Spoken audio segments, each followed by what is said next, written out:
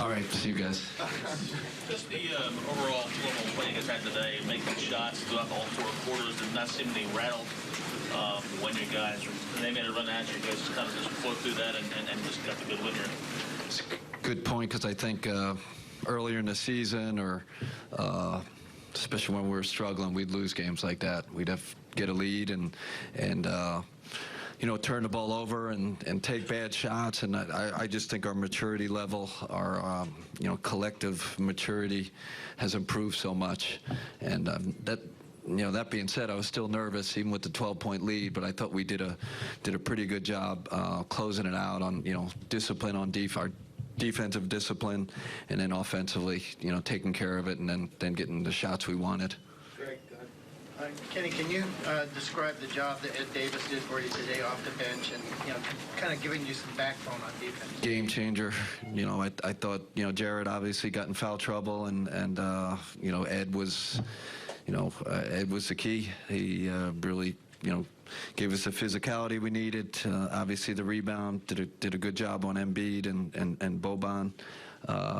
You know, huge game by Ed, and I thought Caris, to throw Caris in there, and, you know, our bench really, you know, that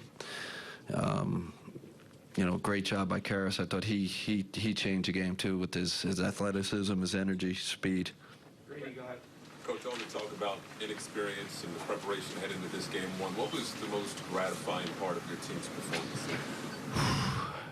Yeah, we weren't rattled. You know, you're afraid, you know, with this crowd and the team they have, that they're going to knock you out of the box quick. I thought that we could, you know, we kind of took a couple punches from them, took a couple of runs, and still kept our composure. You know, that's big progress for us. Like I said before, I thought, you know, earlier in the season, or you know, we just wouldn't have the composure to close a game like that out. Obviously, this team relies a lot on Tobias and JJ shooting to be able to space the floor. How vital was it, your ability to kind of shut both of those down? Big part of our game plan, you know, shutting those guys down, you know, keeping them off the three-point line. I thought that was important.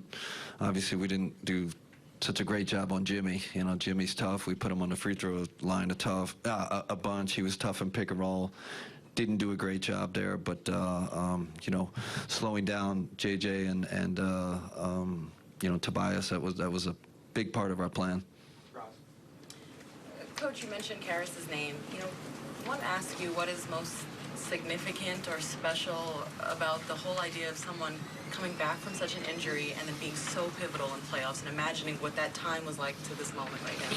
You know, I'll just throw in also just struggling coming back. You know, that I don't know how many games was it where he wanted it so bad and it just wasn't there.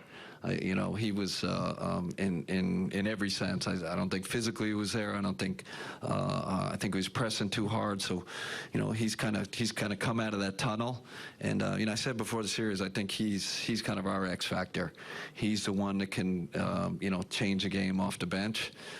He did it tonight, but just thrilled, because we didn't know, is he going to be able to get it back this year? You know, is he going to be able to, you know, get it back this soon? And I was doubtful. I was expecting, okay, you know, let's get what we can from him, and you know, next year he'll be great, Caris again. But it's huge, the timing of him getting well and playing well and getting back to his old self. It helped us at the end of the season too, just you know, winning some big games.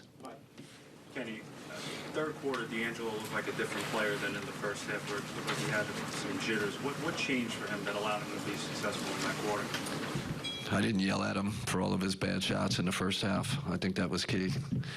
Seriously, you know, I said this before. I think we have this relationship now that we, you know, and a trust that, you know, he can have a, you know, bad half or you know, 3/4 of the game, and he's good enough to get it going again. So I think it was, you know, pumping him up. You know, we made a few adjustments at halftime, but for the most part, that's who he is. He's a comfortable guy. Confident guy. He doesn't let, you know, one bad half, you know, slow him down. Jared Dudley had like 2 next-level plays. Like he had a volleyball pass in the first half for a bucket, and then the second half he made it Simmons on a 2-on-1 led in transition. What's it like to have that kind of heady kind of player on the court. I wish I could. I think it helps more so a team like I'm not sure if he's on the Warriors or someone like that. It shows as much, but for a young team like us, his savvy, his know-how, it's just at another level. He's got a sixth sense in terms of basketball IQ, and those were huge plays. And there's a lot of stuff you guys don't see that he does. Little box outs, his spacing the floor, his understanding of spacing the floor on offense. It's been a huge surprise for us, to have him contribute this much, play this well. Big reason, we're here today is Jared Dudley. Well, Brooke threw a lot of different lineups at you, especially in the second half. He kept going at different spots. Did you start to feel like you had the upper hand when you started to see if other things could stick? No, because we were throwing different lines. Especially with Jared Allen, going out, we went with that 5-minute small lineup with JD at the 5, and then he countered and went with his small lineup, and I was wondering, well, geez, is that his best lineup? Because they started scoring on us, and so it was a little bit of a chess match. Our hand was forced because of Jared Allen's foul trouble. We can't play Ed Davis, 48 minutes. So, yeah, I think there was a lot of mixing and matching. He was trying different things. We were obviously forced to do some things that change our lineups. Last two, Barbara, after Brian. Kenny, you won your first playoff game a couple of years ago when things were kind of going, when they were kind of tough. Did you ever dream about this day?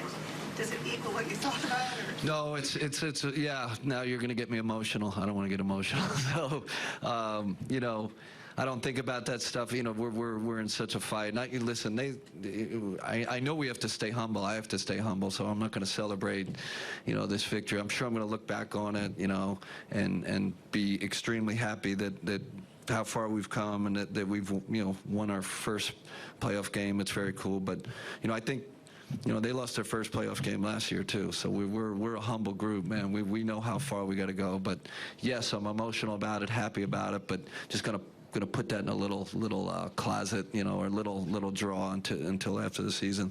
Last one, Brian. Obviously, Embiid had a quick start coming out of the gate, but what did you see from him?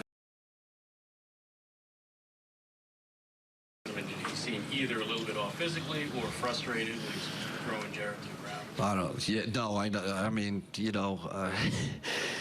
he's just such a dominating player. Like, even when he misses, he goes and gets I just, it's hard to figure out a way to stop him. And we tried some things, obviously, to give up some things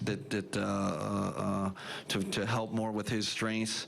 But listen, obviously the guy's been out for a while. It's I guarantee game 2 you'll see Superman, Joel. I just know it. He's just a heck of a competitor, heck of a player. We just got to be ready for another level from him. I know he's got it, but he's, even being where he is right now, he's still pretty darn good.